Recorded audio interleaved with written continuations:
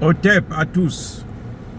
Bien-aimés frères et sœurs, la campagne avance, elle bat son plein au niveau des États-Unis, notamment entre Donald Trump et DeSantis. Le gouverneur de la Floride, Ron DeSantis, qui a déjà collecté beaucoup plus d'argent que Donald Trump, traîne dans les sondages. Il n'arrive pas à convaincre. Ah oui, les démocrates avaient beaucoup misé sur lui pour qu'il puisse effacer la candidature de Donald Trump, surtout qu'il y a des dossiers judiciaires immenses et intenses contre lui. Mais en fait, ces dossiers judiciaires, chaque fois qu'on les sort, chaque fois qu'on les remue, eh ben, ça propulse encore plus Donald Trump. Donald Trump est en avance, parce qu'il y aura des primaires du côté républicain, puisqu'il y a plusieurs républicains qui vont se présenter. DeSantis, là, malgré le fait il a déjà collecté beaucoup d'argent, Donald Trump est en avance par rapport à lui sur l'ensemble du territoire américain de 30 points d'avance, selon les derniers sondages. Maintenant, en Floride, le gouverneur DeSantis sera battu par Donald Trump avec un écart de 24 points, 57 contre 33%. Et en général, quand tu es battu dans ton propre camp, dans ton terrain de prédilection, dans ton précaré, c'est que tu ne peux pas gagner l'élection. C'est ce qui s'était passé entre Donald Trump en 2016 et, comment vous l'appelez, c'est le sénateur Marco Rubio. Il montait dans le sondage, il était très très très fort, mais lorsqu'ils sont arrivés aux primaires, c'est là-bas que Donald Trump l'a complètement balayé. Donc Donald Trump aujourd'hui en tout cas, il est en avance.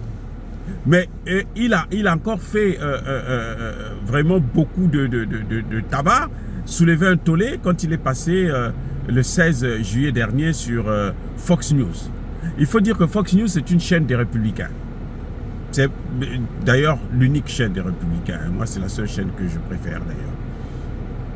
Et c'est là que, quand il est passé là-bas dans une émission spéciale du dimanche, Donald Trump a prouvé que lui peut arrêter la guerre en 24 heures. La guerre en Ukraine, je parle bien sûr. Il dit que lui, il va demander à Zelensky, qu'il connaît bien, Zelensky, il connaît bien Poutine, et il précise qu'il a eu de très bonnes relations avec les deux. Et donc il dit que lui, en 24 heures, il va demander à Zelensky de signer un accord avec Poutine et demander à Poutine d'accepter l'accord au risque que lui-même qu'il envoie encore plus d'armes. Donc lui, il est confiant. Il dit il faut arrêter la guerre parce que ça entraîne trop de dégâts. Ça entraîne trop de dégâts et on ne peut pas continuer comme ça. Et ça, ce n'est pas le point de vue justement des va-t-en-guerre qu'il y a du côté des démocrates. Les républicains, en fin de compte, ils sont plus pacifiques que les démocrates. D'ailleurs, les démocrates, chaque démocrate a eu sa guerre, y compris Barack Obama. Je répète, chaque démocrate est allé faire la guerre quelque part. Et Donald Trump trouve que ça ne peut pas continuer comme ça. Il faut arrêter avec ça. Il faut maintenant que les gens puissent aller vers la paix. Il faut l'apaisement. Voilà ce qui est en train de se passer ici aux États-Unis. Donald Trump rapproche ses points de vue avec le fils Kennedy, Robert Kennedy, le neveu de John Kennedy. Donc le fils du frère de Kennedy. Robert Kennedy pense que Donald Trump est l'un des meilleurs débatteurs depuis l'époque de Lincoln. Et Donald Trump pense que Kennedy est un homme très intelligent et puis qui a le charisme, le caractère. Donc on est en train d'aller probablement vers une élection, si Kennedy peut éliminer Biden aux primaires des démocrates, s'il y a des primaires, mais en tout cas, il est presque probable que lui, s'il ne réussit pas avec les primaires, il va se présenter comme candidat indépendant. Déjà, les deux, Donald Trump et Kennedy, ont le même point de vue sur les primaires, sur la guerre en Ukraine, qu'il faut que ça s'arrête. Et vous savez que Kennedy, lui, c'est un vaccin anti-covidisme. Donc, c'est des points de vue vraiment qui sont très, très, très différents de ceux de Joe Biden. Et c'est là où la situation est en train de basculer actuellement.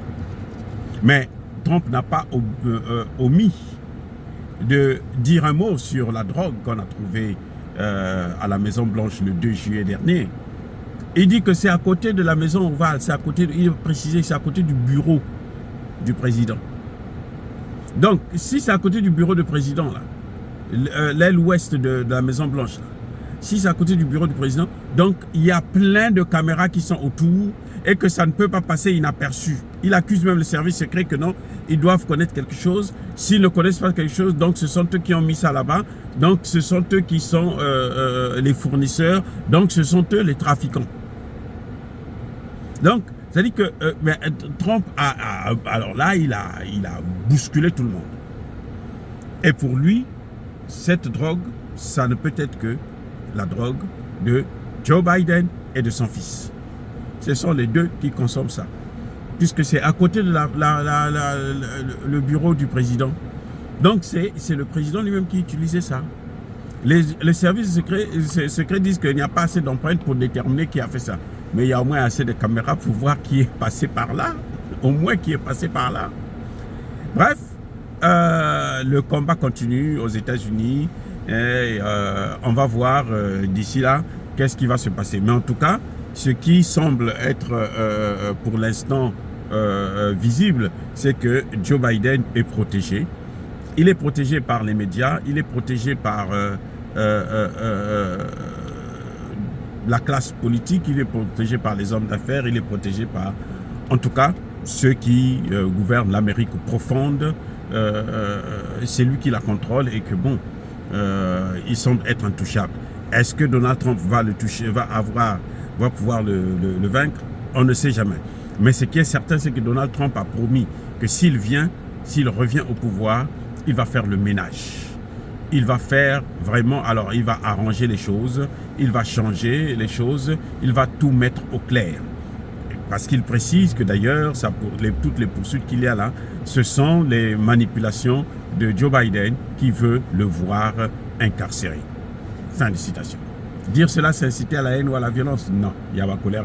Encore une fois, bien-aimés frères et sœurs, soyez bénis, abondamment bénis par le Dieu des Kémites et par nos ancêtres angélisés. Mais que tous ceux qui persécutent le continent africain, le pillent et le déstabilisent, qu'ils soient noirs, blancs, chinois, arabes, indiens, qui qu'ils soient maudits, punis, foudroyés, neutralisés, effacés, écrasés par ce Dieu des Kémites et par nos ancêtres angélisés. Vive l'Afrique éternelle. J'ai dit et j'assume.